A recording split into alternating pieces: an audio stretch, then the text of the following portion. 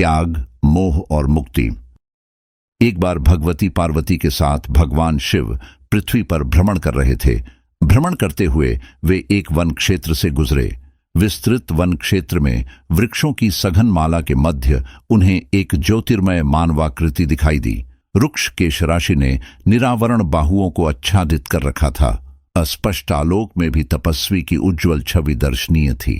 जगत जननी पार्वती ने मुग्ध भाव से कहा, इतने विस्तृत साम्राज्य का अधिपति, इतने विशाल वैभव और ऐश्वर्य का स्वामी तथा त्याग की ऐसी अपूर्व निस्पृह भावना, धन्य है भर्तृहरि। भगवान शिव ने आश्चर्य भंगिमा से पार्वती को निहारा। क्या देखकर इतना मुग्ध हो उठी हैं देवी? तपस्वी का त्याग भावस और क्या। अच्छा, लेकिन मैंने तो कुछ और ही देखा देवी। तपस्वी का त्याग तो उसका अतीत था।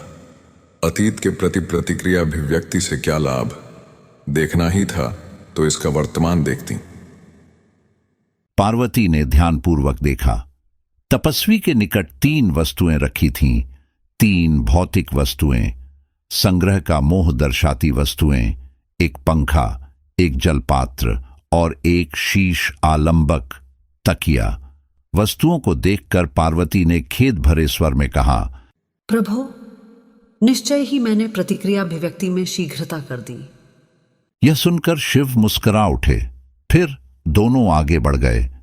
समय बीता, साधना गहन हुई, बोध भाव निखरा, वैराग्य घनीभूत हुआ तो भर्तृहरि को आभास हुआ, अरे, मेरे समीप ये अनावश्यक वस्तुएं क्यों रखी हैं? प्रकृति प्रदत्त समीर जब स्वयं ही इस देह को उपकृत कर देता है तो इस पंखे का क्या प्रयोजन? जल अंजलि में भरकर भी पिया जा सकता है, और इस शीश को आलंबन देने हेतु क्या बाहुओं का उपयोग नहीं किया जा सकता? तपस्वी ने तत्काल तीनों वस्तुएं दूर हटा दी। पुनः साधना में लीन हो गए। कुछ समय बाद शिव और पार्वती पुनः भ्रमण करते हुए वहां पहुंचे। देवी पार्वती ने तपस्वी को देखा। भौतिक साधनों को अनुपस्थिति पाकर वे प्रसन्न हो उठीं। उत्साहित होकर उन्होंने शिव को देखा, लेकिन उनके मुख पर वैसी ही पूर्ववत तटस्थता छाई थी। उन्होंने दृष्टि संकेत दिया। पार्वती की दृष्टि तपस्वी की ओर मुड़ गई। उन्होंने देखा, भर्तृहरि उठे, अपना भिक्षा पात्र लेकर अति शीघ्रता से ग्राम्य सीमा में प्रवेश कर गए। शिव ने पार्वती से कहा, देवी, साधक के हाथ में भिक्षा पात्र क्षुद्धापूर्ति हेतु ग्राम्य जीवन के निकट निवास और एकांत से भय, यह वैराग्य की परिपक्वता दर्शाता है। इसे परिपक्व होने में समय लगेगा।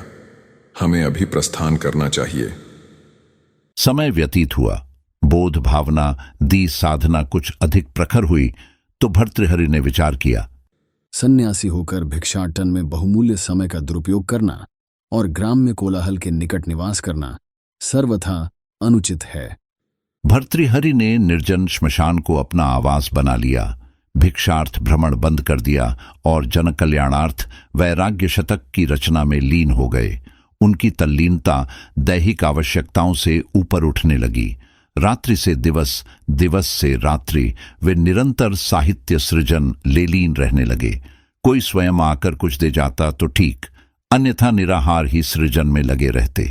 एक बार निराहार रहते हुए कई दिन बीत गए। अन्नाभाव से शरीर बल क्षीण होने लगा। दुर्बलता असहनीय होने लगी। फिर भी वे आत्मिक जिजीविषा के बल पर निरंतर रचना कार्य करते रहे।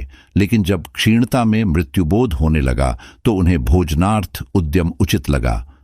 वैराग्य शतक के जनहिताय सृजन कर्म को वे अपूर्ण नहीं रहने देना चाहते थे।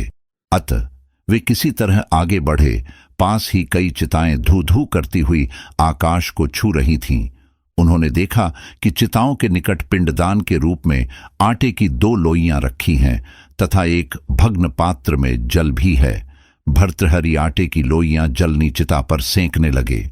यह देख भगवती पार्वती विह्वल हो उठी और बोली, देखिए तो ऐश्वर्यशाली नृप को, जिसके राज्य की श्री समृद्धि में काग भी स्वर्ण चुग सकते थे, वे किस निस्पृहता के साथ सत्कार्य समर्पित इस जीवन की रक्षा हेतु पिंडदान की लोइयां सेंक रहा है। आह, मर्म भेदी है यह क्षण।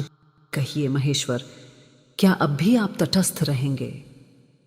शिव हंसकर बोले, देवी, प्रश्न मेरी प्रसन्नता या तटस्थता का नहीं है।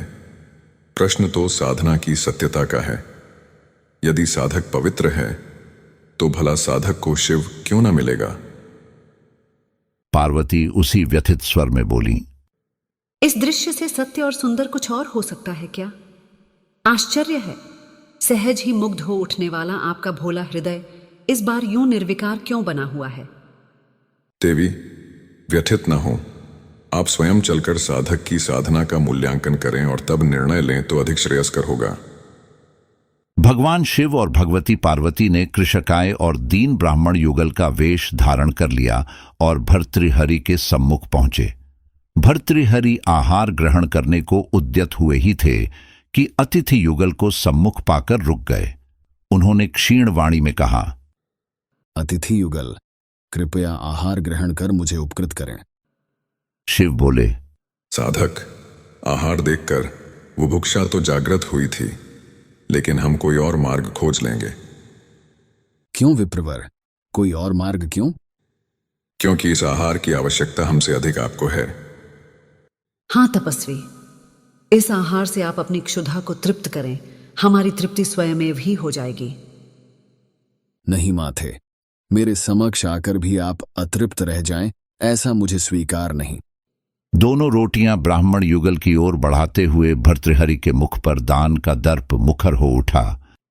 माथे, आप मेरी दृढ़ता से परिचित नहीं हैं। अपनी दृढ़ता के समक्ष जब मैंने अपने विशाल और ऐश्वर्य संपन्न राज्य तथा अथाह और अपरिमित श्री संपत्ति को त्यागने में एक क्षण का विलंब न किया, तो क्या आज इन पिंडदान की लोइयों का मोह करूंगा?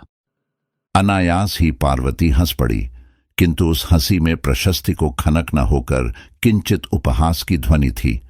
उन्होंने कहा, तपस्वी, आश्चर्य है कि तुमने अपना राज्य कैसे छोड़ दिया। साधु वेश धारण करके तुम्हारी बुद्धि अभी तक वणिक वृत्ति से भौतिक वस्तुओं की माप तौल पर टिकी हुई है। तुम मोह से निवृत्ति का दंभ करते हो, लेकिन इतना अच्छा होता कि तुमने राज्य त्यागने के स्थान पर अपनी तथाकथित निर्मोहिता के अहंकार से मुक्ति पाली होती। यह सुनकर भर्तृहरि ठगे से देखते रह गए। ब्राह्मण दंपति के रूप में आए परम शिव और शक्ति शून्य में लोप हो चुके थे। दिशाओं में केवल हंसी की गूंज थी और हाथों में वही दो रोटियां।